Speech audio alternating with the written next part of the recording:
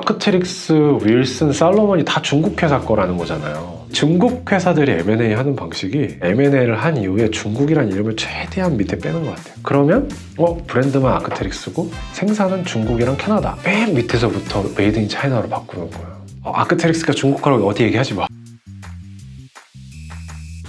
선생님도 캠핑 좋아하시잖아요. 캠핑 너무 좋아해요. 캠핑 갈 때 이제 장비도 중요한데 실은 옷도 되게 중요하잖아요. 옷 중요하죠.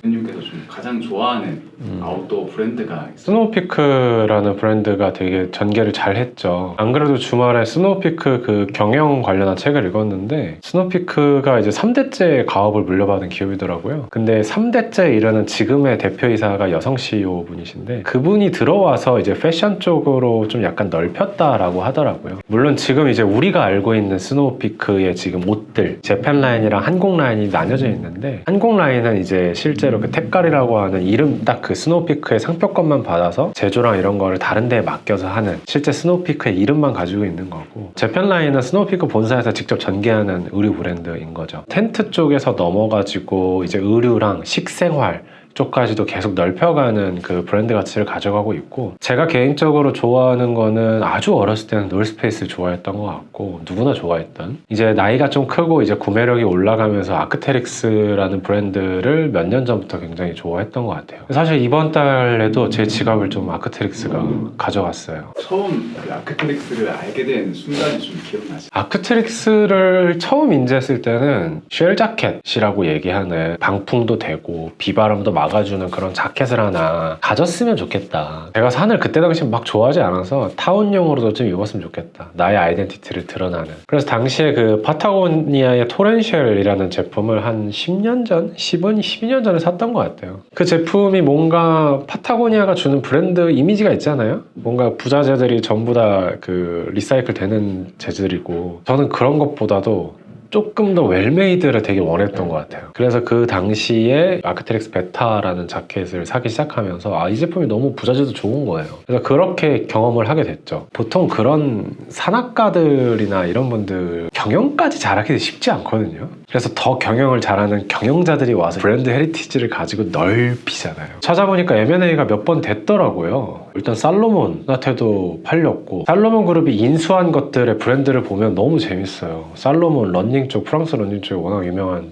회사죠. 윌슨은 뭐 사실 스포츠 쪽에 거의 포진되고 있죠. 공과 관련된 것들은 다 하죠. 핀란드에 있는 아머 스포츠가 그 살로몬 그룹을 사고, 그 다음에 다시 중국의 안타 스포츠가 그 핀란드의 아머 스포츠를, 안타 스포츠한테 2019년에 판 거네요. 아크테릭스는 엄마가 같네요. 지금 아크테릭스, 살로몬이랑 윌슨이랑. 근데 그거 다 제가 좋아하는 브랜드들. 어떻게 보면 저는 중국에 있는 안타 스포츠의 매출을 올려주는 소비자였네요. 근데 이게 되게 재밌는 게, 결국에 그럼 아크테릭스, 윌슨, 살로몬이 다 중국 회사 거라는 거잖아요. 근데 우리는 중국 회사라는 걸 모르는 거잖아요.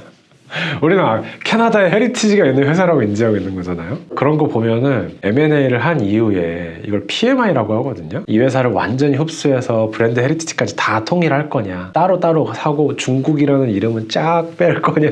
내세우는 걸 좋아하는 민족이라고 생각했는데 그 기업을 인수하는 과정에 있어서는 되게 본인들을 숨기네요. 그쵸. 그 M&A랑 PMI 전략이 대단한 거죠. 왜냐면 모르셨잖아요. 저도 몰랐고 제 주변에 아크테릭스 중국 거래라고 하는 사람 아는 사람 아무도 없을 거예요. 중국 회사들이 M&A 하는 방식이 그 나라에 대해서 고부가 가치를 못 만든다는 인식이 있다 보니까, 메이드 인 차이나가, 그러다 보니까 M&A를 한 이후에 중국이란 이름을 최대한 밑에 빼는 것 같아요. 아크테릭스가 중국 거라고 어디 얘기하지 마. 글로벌 브랜드를 인수하는 사례가 점점 늘고 있는데, 최근에는 이제 그 안타 스포츠가 무진사에 지분을 또 매입을 했다라고 하더라고요. 그 사실 M&A에서 되게 좋은 방식은 밸류 체인을 사는 방식도 있거든요. 아크테릭스가 예를 들어서 캐나다 공장에서 나왔어. 그럼 이걸 유통하는 과정이 있을 거고, 유통해서 소비자들이 경험하는 구매를 하는 회사가 있을 수 있죠. 그게 대표적으로 지금 무신사를 지금 지분을 샀다는 거잖아요. 어떻게 보면 이 전체의 지분을 쭉 산다는 거잖아요. 그런 측면에서 봤을 때 거의 엄청난 그 금융 기술인 거죠. 근데 이게 또 되게 재밌는 게 있는데, 생산지 관련한 논란이 있는데, 아크테릭스가 기본적으로 캐나다 공장에서 직접 생산을 한다.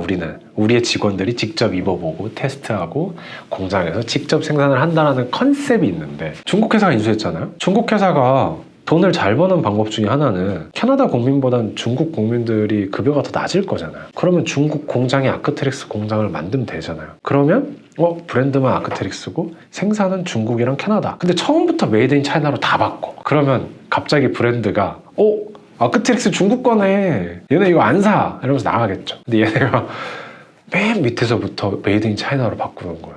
그 메이드 인 차이나로 바꿀 때도 그것도 생산 공장도 왔다 갔다 섞어서. 이런 거 보면 PMI라고 하는 걸 정말 잘하는 거죠. 그래서 정말 안타스포츠의 PMI는 대단하다. 아크테릭스처럼 좀 어찌 보면 강력한 그 브랜드의 헤리티지가 있는 기업이 결국 이 자본이 필요했던 이유는 무엇인가요? 사실 저희 회사에 오시는 고객사 분들도 똑같은 거죠. 영업이익이 따박따박 나는데 내가 왜 파냐? 대표님들이 매각하는 사유가 되게 많은데 첫 번째가 병이고요. 병이 걸려가지고 파는 경우도 있으시고요. 두 번째 가업상속, 자녀가 안 받네. 세 번째로는 이런 분들 있으세요. 회사가 쭉쭉 크는데 크는 거 나도 알겠는데 내가 이 이상은 못 키울 것 같아. 나의 한계는 요 사이즈야 라고 인지를 해주시는 대표님들이 있어요. 진짜 멋있죠. 내가 할 수 있다고 욕심 부리는 게 아니라. 그런 대표님들도 영업이익이 막 두세 배씩 오르는데 더 큰 회사가 살 수 있게 해주세요. 전 이 브랜드가 더 커졌으면 좋겠어요 하는 대표님도 있어요. 어떻게 보면 아크테릭스가 왜 팔았는지 모르겠으나 10년차, 11년차 때 판 걸로 알고 있는데 아마 그때 이제 또 인수 금액도 괜찮았을 거고 그런 사유들도 있을 거고 이것들이 이제 전체적으로 종합돼서 매각이 됐었겠죠. 오늘도 이제 피디님이랑 저희 옷 관련된 얘기를 했는데 다음에도 조금 더 그 소비자들이 알 법한 주제를 가지고 M&A나 경제를 좀 다루면 좋을 것 같습니다. 감사합니다.